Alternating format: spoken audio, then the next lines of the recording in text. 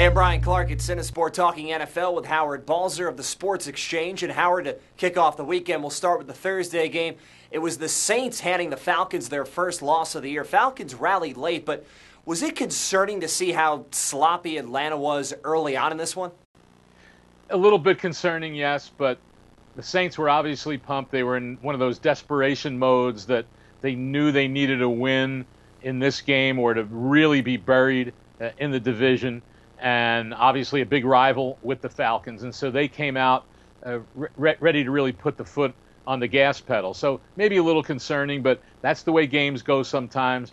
I think with the Falcons, we all sometimes look to anoint teams a little bit too early when it's not deserving yet. But they've done a nice job. People are talking about, if they can win this one and the rest of their next few games before their bye, they could be 9-0. Well, they're not going to be 9-0. They're not going to go undefeated. So now looking towards the weekend, Sunday night in Indianapolis, a rematch of last year's AFC Championship game, better known as the game that kicked off the entire Deflategate mess. It's Patriots and Colts.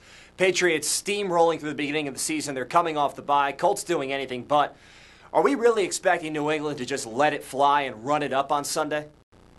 I think a lot of people are expecting that, and certainly I wouldn't be surprised if they do that, and if they get a big lead, then they're going to keep going for the rest of the game, I would think, because they want to send a message. You know, even though Tom Brady and all the players and Bill Belichick, they all say the right things in interviews, which you expect them to say, but they've dominated the Colts, not only in that AFC Championship game, but you go back to the last 4 games, including that one that they've played, and the Patriots scored 40 or more in every game. In fact, they had 59 in one of them. So I think this could be a very, very ugly game for the Colts. And then looking elsewhere on Sunday, you zero in on a couple of games. Steelers and Cardinals, a good one. But let's look at Packers-Chargers.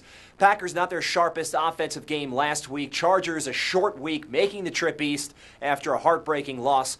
What's this game going to tell us about these two teams?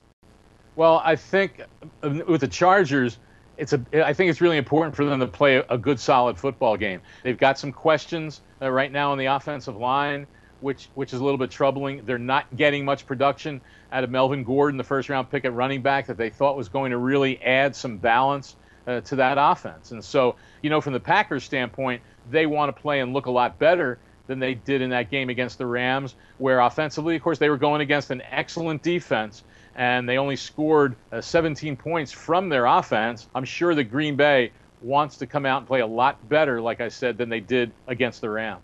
It's the weekend ahead of the NFL. Howard Balzer of the Sports Exchange. Thanks, Howard.